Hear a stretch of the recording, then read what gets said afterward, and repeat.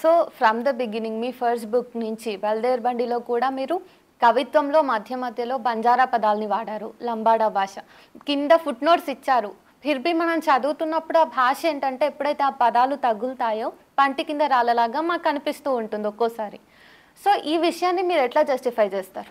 మీరు అన్న ఈ విషయానికి చూసుకున్నట్లయితే చాలామంది అది చదివేటప్పుడు కొంచెం అక్కడ ఆగిపోవాల్సి వస్తుంది, ఇది కొంచెం బ్రేక్ లాగా పడుతుంది కదా, అవసరమా అన్నవి కూడా నాతో షేర్ చేసుకున్నారు.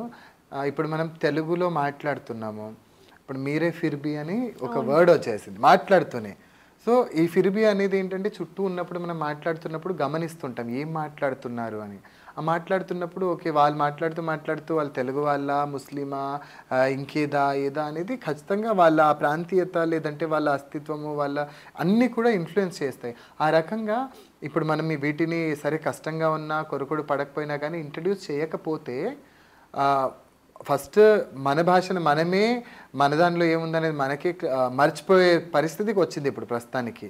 ప్రతి కమ్యూనిటీలో కూడా ఎంత భాష వచ్చినా కానీ దాదాపుగా చాలా వరకు సగానికి సగం భాష లైక్ సగం మర్చిపోయామని చెప్పొచ్చు ఇప్పుడున్న కాంటెంపరీ జనరేషన్.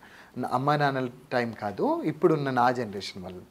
సో అప్పుడు అనుకున్న ఇవి యూనిక్ పదాలు కదా, వీటిని విత్ ఇన్ ద పోయమ్స్ కానీ షార్ట్ స్టోరీస్లో మనం ఇంక్లూడ్ చేస్తే రేపు తెలుగు వాళ్ళు ఎవరైనా బంజారా వాళ్ళు కనబడితే యాడి, ఓ యాడి అని పిలుస్తూ ఉంటారు, భాయ్, భియా, ధాన్, ఇవన్నీ కూడా జస్ట్ బేసిక్ పదాలు కదా, జస్ట్ మనం ఇంట్రడ్యూస్ చేస్తే బాగుంటుంది, వాళ్ళకు కూడా అలవాటు అవుతుంది. దాంతో ఒక బంజారా వాళ్ళ భాష ఎలా ఉంటుంది, దాని బ్యూటీ ఏంటనేది ఒకటి పరిచయం చేసినట్టు ఉంటుంది కదా అని కావాలని నేను ఇది చేసుకున్నాను. తర్వాత బుక్ వేసిన తర్వాత రిగ్రెట్ అయ్యాను, అయ్యో నేను ఎందుకు ఇది చేశాను, ఎందుకంటే బుక్స్కి చాలా రివ్యూస్ ఏం రాలే, చాలా బాగుంది అని పర్సనల్గా ఫోన్ చేయడం తప్పించి అందరి బుక్స్కి వచ్చేలాగా కుప్పలు తెప్పలుగా రివ్యూస్ ఏం రాలే. పేపర్ వాళ్ళందరూ నా గురించి ఇంటర్వ్యూస్ వచ్చాయి, అవన్నీ వచ్చాయి, కానీ అందుకని బాధపడ్డా నేను తప్పు చేసినానేమో అని. కానీ ఇప్పుడు ఆ బాధ లేదు, తప్పు చేయలేదు, నేను కరెక్టే చేశాను. నాకు తెలుసు మీరు పర్సనల్గా వేరే రచయితలకు కాల్ చేసి నా బుక్ మీద రివ్యూ రాయండి అని అడగనట్టున్నారు.